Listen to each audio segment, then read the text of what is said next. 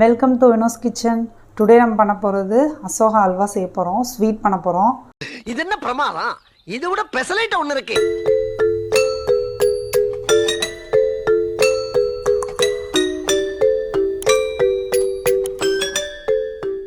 எப்படி பண்ணலான்னு பார்க்குறதுக்கு முன்னாடி நம்ம சேனலை யாரும் சப்ஸ்கிரைப் பண்ணாமல் இருந்தீங்கன்னா ப்ளீஸ் சப்ஸ்கிரைப் பண்ணுங்கள்.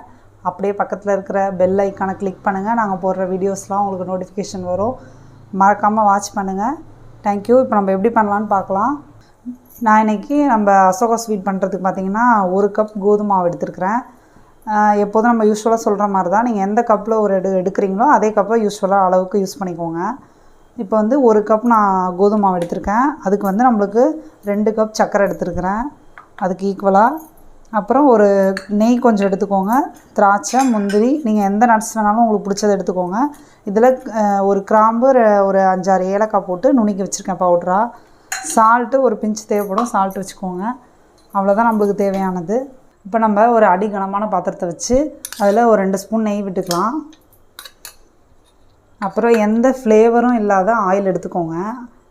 எந்த ஃப்ளேவரும் இல்லாத ஆயில் வந்து இப்போ நான் சன் ஆயில் தான் எடுத்திருக்கேன். அதில் ஒரு 4 ஸ்பூன் விட்டுட்டு இப்போ நம்ம அந்த 1 கப் கோதுமை மாவு எடுத்துருக்கோம் இல்லையா, அதை அப்படியே ஸ்ப்ரெட் பண்ணி அதில் விட்டுருங்க கொஞ்சம் கொஞ்சமாக.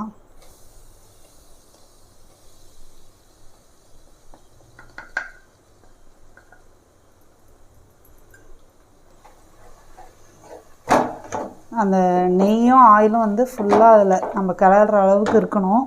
அப்படி கம்மியாக இருந்தால் நீங்கள் இன்னும் கொஞ்சம் நெய்யும் ஆயிலும் விட்டுக்கோங்க. லோ ஃப்ளேம்லேயே வச்சுக்கோங்க, ஏன்னா அதிகமாக இருந்துச்சுன்னா நம்மளுக்கு மாவு வந்து ஹீட் ஆகிடும். இப்போ இன்னும் கொஞ்சம் ஆயில் விட்டுக்கலாம். அசோகா பொறுத்த வரைக்கும் கொஞ்சம் ஆயில் அதிகமாக நம்ம விடணும். அப்போ தான் உங்களுக்கு வந்து பார்க்குறதுக்கு உங்களுக்கு அந்த நம்ம ஃபங்க்ஷன்லலாம் இருக்கிற அந்த ஸ்வீட்னஸ் அப்படியே கிடைக்கும்.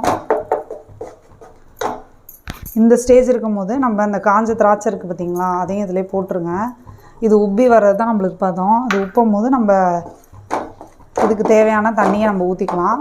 இப்போ 1 கப் கோதுமை மாவு எடுத்துருக்கோம் இல்லையா, நம்ம 1.5 கப் தண்ணி வந்து ஆல்ரெடி சூடு பண்ணி நான் வச்சுருக்கேன். நீங்களும் வந்து 1.5 கப் சுடு தண்ணி ரெடியாக வச்சுக்கோங்க. எந்த கப்பு நம்ம எடுக்கிறோமோ அதில் 1.5 கப்பு தண்ணி தேவைப்படும். இதில் திராட்சை போட்டுட்டிங்கன்னா உங்களுக்கு வந்து அது உப்பி வர வரைக்கும் நம்ம வெயிட் பண்ணலாம். உப்பி வரும்போது நம்ம தண்ணி ஊற்றலாம். இப்போ பார்த்திங்கன்னா நம்மளுக்கு அந்த திராட்சைலாம் வந்து அப்படியே லைட்டாக உப்பி வருது.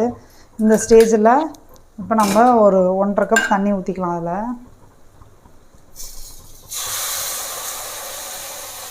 1 கப்பு, 1/2 கப்பு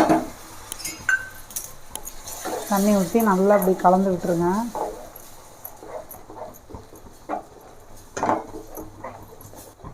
பார்த்திங்கன்னா நம்ம தண்ணி ஊற்றுனதுக்கப்புறம் இந்த ஸ்டேஜ் வந்துடும். நம்மளுக்கு நல்லா கை விடாமல் நல்லா கிண்டிக்கோங்க. அப்போ தான் கட்டி இல்லாமல் நம்ம இப்படி நல்லா கிண்டிக்கிட்டிங்கன்னா உங்களுக்கு வந்து கட்டி இல்லாமல் இப்படி இருக்கும்.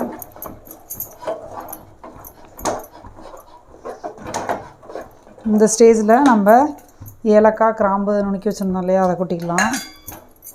அதையும் போட்டு நல்லா கிண்டி விட்டுருங்க.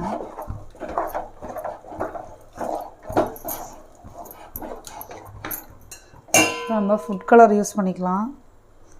நீங்கள் ஃபுட் கலர் வேண்டாம் அப்படின்னாலும் நீங்கள் குங்குமப்பூ கூட ஆட் பண்ணிக்கலாம். நம்ம இன்றைக்கி ஃபுட் கலர் தான் யூஸ் பண்ணுறோம்.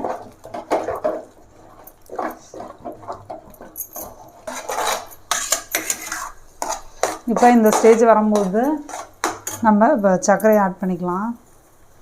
1 கப்புக்கு 1.5 கப் சர்க்கரை போட்டுக்கோங்க, சரியாக இருக்கும். உங்களுக்கு இல்லை சுகர்னால் அதிகமாக வேணும் அப்படின்னா இன்னும் கூட கொஞ்சம் ஆட் பண்ணிக்கலாம்.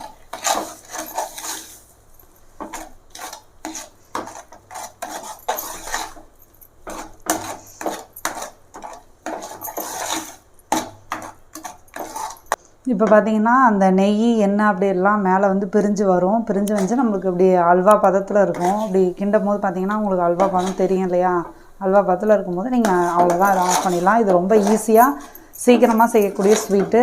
நம்ம கோதுமையில் நம்ம யூஸ்வலாக கடையில் வாங்குறதுக்கு இது அல்வா வீட்டிலே செஞ்சு பசங்களுக்கு கொடுத்துடலாம்.